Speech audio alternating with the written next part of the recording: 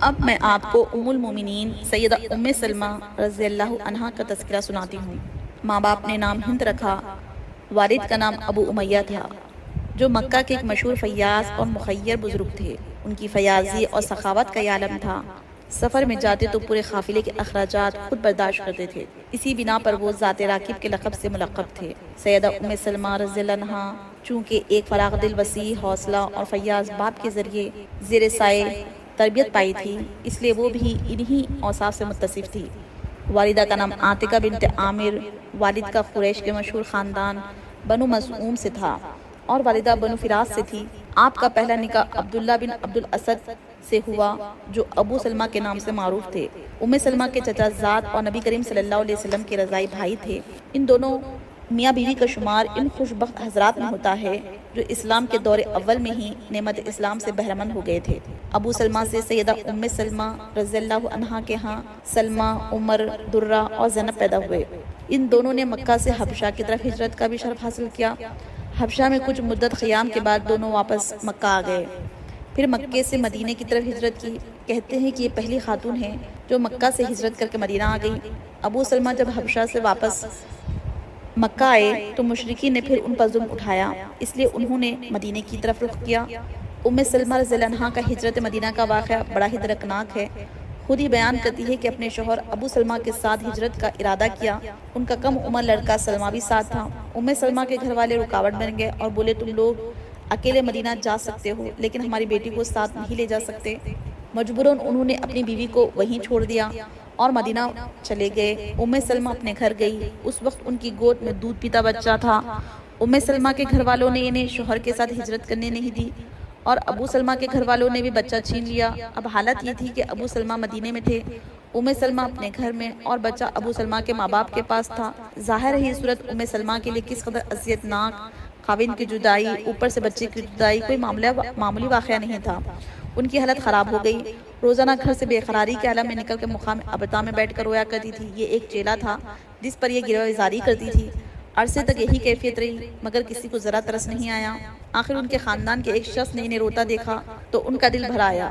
ام سلمہ رضی اللہ عنہا کے لیے رحم کے جذبات ابھر آئے۔ گھر آ کر اس نے لوگوں کو جمع کیا اور کہا کہ اس بے بس اور ناتواں عورت پر کیوں ظلم اٹھاتے ہو، اسے اپنے شوہر کے پاس واپس جانے دو اور اس کا بچہ بھی دے دو۔ اس شخص نے الفاظ اس انداز میں کہے کہ آخر سب نے اس کی بات کو مان لیا، بچہ ان کے حوالے کر دیا اور مدینہ جانے کی اجازت دے دی۔ اب اپنے بچے کو لیے اپنے اونٹ پر سوار ہوئی اور مدینے کا راستہ لیا۔ ساتھ کوئی مرد نہیں تھا، تنہا تھی، راستہ طویل تھا۔ تنیم کے مقام پر پہنچی تو کلید برادر عثمان بن طلحہ نے انہیں دیکھ لیا۔ یہ اس وقت تک مسلمان نہیں ہوئے تھے۔ کعبے کی چابی ان کے خاندان کے پاس چلی آ رہی تھی۔ انہوں نے دیکھ کر پہچان لیا اور کہا ام سلمہ ہیں۔ خاوند ابو سلمہ سے اچھے تعلقات تھے۔ عثمان نے کہا کہاں کا ارادہ ہے؟ ام سلمہ رضی اللہ عنہا نے کہا مدینے کا۔ عثمان نے پوچھا کوئی ساتھ ہے؟ آپ نے فرمایا اللہ اور یہ بچہ۔ اس پر عثمان نے کہا تم تنہا کیسے جاؤ گی، میں ساتھ چلتا ہوں۔ یہ کہہ کر انہوں نے اونٹ کی مہار پکڑ لی، مدینے کی طرف روانہ ہو گئے۔ ام سلمہ اتنا بیان کرتی ہے کہ عثمان راستے میں کہیں ٹہلتے تھے تو اونٹ کو بٹھا کر خود دور کسی درخت کے نیچے چلے جاتے اور میں اتر جاتی۔ روانگی کا وقت ہوتا تو ان پر کاجاوا رکھتے، خود دور ہٹ جاتے اور مجھے کہتے سوار ہو جاؤ۔ ام سلمہ کہتی ہے میں نے عثمان کو بہت ہی حیا والا، انتہائی تقوی شیار اور پیکر شرافت پایا۔ میں نے کسی شخص کو اس سے زیادہ شریف النفس نہیں دیکھا۔ مختلف مناظر پر خیام کرتے، آخر وہ مجھے مدینہ لائے۔ جب قباء کی آبادی پر نظر پڑی تو کہنے لگے اب آپ اپنے شوہر کے پاس چلی جائے، وہ یہیں ٹھہرے ہوئے ہیں۔ ام سلمہ رضی اللہ عنہا ادھر روانہ ہوئی اور عثمان بن طلحہ رضی اللہ عنہ نے مکہ گرا لی۔ اب ام سلمہ اپنے شوہر کے ساتھ مدینے میں زندگی کے دن گزارنے لگی۔ وہ بہت خوش تھے۔ 2 ہجری میں بدر کا معرکہ پھر احد کی لڑائی پیش آئی۔ ابو سلمہ رضی اللہ عنہ دونوں نے بھرپور حصہ لیا۔ احد کی لڑائی میں زخمی ہو گئے۔ یہ زخم اتنے شدید تھے کہ جمادی الاخری 4 ہجری میں زخموں کی شدت اور تکلیف سے اپنے خالق حقیقی سے جا ملے۔ رسول اللہ صلی اللہ علیہ وسلم کو وفات کی خبر پہنچی تو تعزیت کے لیے تشریف لائے۔ گھر میں کوہرام تھا۔ سیدہ ام سلمہ انتہائی غمزدہ تھی، ان کو تسلی دی، صبر کی تلقین دی۔ وفات کے وقت سیدنا ابو سلمہ کی آنکھیں کھلی رہ گئی تھی۔ آپ صلی اللہ علیہ وسلم نے اپنے دست مبارک سے ان کی آنکھیں بند کی۔ اس موقع پر آپ صلی اللہ علیہ وسلم نے فرمایا انسان کی روح جس وقت قبض کی جاتی ہے تو اس کی دونوں آنکھیں اس کو دیکھنے کے لیے کھلی رہ جاتی ہے۔ اس کے بعد آپ صلی اللہ علیہ وسلم نے ان کی نماز جنازہ پڑھائی۔ مسلم کی روایت میں اس طرح ہے کہ ام سلمہ کہتی ہے جب میں چیخی چلائی تو رسول اللہ صلی اللہ علیہ وسلم نے فرمایا کیا تم شیطان کو اس گھر میں داخل کرنا چاہتی ہو جس گھر سے اللہ نے اس کو نکال دیا ہے؟ آپ صلی اللہ علیہ وسلم کے ان الفاظ کے بعد میں نے منہ سے آواز نہیں نکالی۔ ابو سلمہ رضی اللہ عنہ کی وفات کے بعد جب عدت گزر گئی تو ابو بکر صدیق رضی اللہ عنہ نے نکاح کا پیغام دیا لیکن ام سلمہ نے انکار کر دیا۔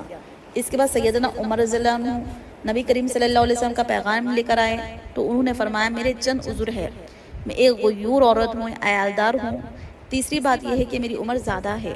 آپ صلی اللہ علیہ وسلم کو ان کے یہ عذر بتائے گئے۔ آپ صلی اللہ علیہ وسلم نے ان سب باتوں کو منظور فرما لیا۔ آپ کا نکاح شوال 4 ہجری کے آخری دنوں میں ہوا۔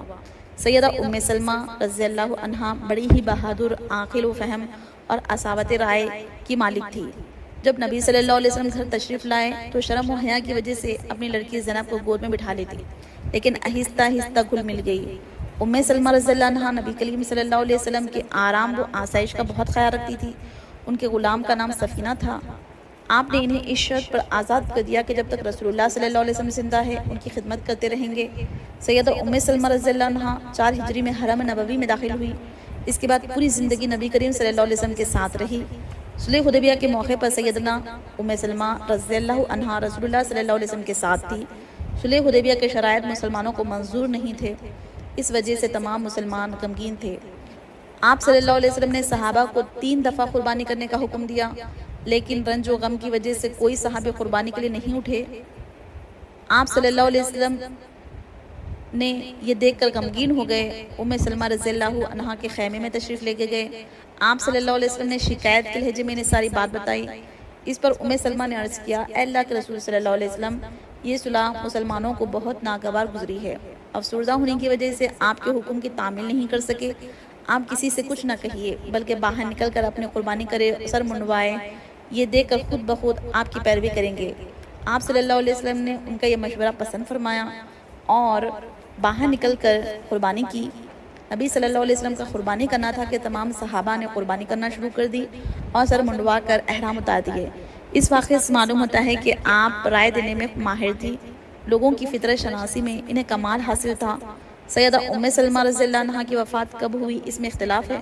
صحیح بات یہ معلوم ہوتی ہے کہ 63 ہجری میں جس سال ہرہ کا واقعہ پیش آیا 84 سال کی عمر میں وفات پائی۔ ابو ہریرہ رضی اللہ عنہ نے نماز جنازہ پڑھائی، بقیع الغرقد یعنی جنت البقیع میں دفن کیا گیا۔ نبی صلی اللہ علیہ وسلم سے آپ کی کوئی اولاد نہیں تھی، ساری اولاد پہلے شوہر ابو سلمہ رضی اللہ عنہ سے ہوئی تھی۔ ام سلمہ حسن و جمال میں یکتا زمانہ تھی، بال نہایت گھنے تھے، آپ بہت فضائل کی مالک تھی۔ علم کے لحاظ سے سب ازواج مطہرات کا درجہ بلند ہے، لیکن عائشہ رضی اللہ عنہا، ام سلمہ رضی اللہ عنہ کا تو ان میں کوئی جواب نہیں تھا۔ لوگ مسائل ان سے پوچھتے تھے۔ ابو ہریرہ رضی اللہ عنہ، عبداللہ بن عباس رضی اللہ عنہ جیسے عالم فاضل ان سے مسائل پوچھتے تھے۔ تابعین کا ایک بہت بڑا گروہ ان سے علم حاصل کرتا رہا۔ قرآن مجید نبی صلی اللہ علیہ وسلم کے طرز اور لہجے میں پڑھتی تھی۔ ایک مرتبہ کسی نے سوال کیا نبی صلی اللہ علیہ وسلم کس طرح تلاوت کیا کرتے تھے؟ ام سلمہ نے فرمایا ایک ایک آیت الگ الگ پڑھتے تھے، پھر خود اس طرح پڑھ کر سنایا۔ حدیث کے میدان میں بھی آپ کا خاص مقام تھا۔ عائشہ رضی اللہ عنہا کے سوا اس پر میں ان کے مقابلے کا کوئی نہیں تھا۔ 387 احادیث روایت کی، حدیث سننے کا بہت بڑا شوق تھا۔ ایک روز بال گنڈوا رہی تھی، نبی صلی اللہ علیہ وسلم خطبہ دینے کے لیے منبر پر تشریف فرما ہوئے تھے۔ زبان مبارک سے یا ایھا الناس، اے لوگوں کا لفظ نکلا۔ اسی وقت مشاطہ سے کہا بال یوں ہی باندھ دو۔ اس نے کہا اتنی بھی کیا جلدی ہے، ابھی تو آپ صلی اللہ علیہ وسلم کی زبان سے ایھا الناس نکلا ہے۔ آپ نے فرمایا کیا خوب کہا تم نے، ہم آدمیوں میں شامل نہیں ہیں۔ اس کے بعد خود بال باندھ کر اٹھ کھڑی ہوئی اور پورا خطبہ کھڑے ہو کر سنا۔ آپ سے جن لوگوں نے علم حدیث حاصل کیا ان کی بہت بڑی جماعت ہے۔ حافظ ابن قیم نے لکھا ہے کہ اگر سیدہ ام سلمہ رضی اللہ عنہا کے فتاوی جات کو جمع کیا جائے تو ایک کتاب بن سکتی ہے۔ آپ کو قرآن و سنت میں کامل درس تھا، فقہ کی ماہر تھی، زہد اور تقوی انتہا کا تھا۔ ایک مرتبہ سیدنا عبد الرحمن بن عوف نے آ کر کہا اماں میرے پاس مال اس قدر جمع ہو گیا ہے کہ اب بربادی کا خوف ہو گیا ہے۔ آپ نے فرمایا بیٹا اس کو خرچ کر دو۔ رسول اللہ صلی اللہ علیہ وسلم سے آپ کو انتہا درجے کی محبت تھی، اس طرح آپ کو بھی ان سے بہت محبت تھی۔ اللہ تعالیٰ کی ان پر ہزارہا رحمتیں ہوں، آمین۔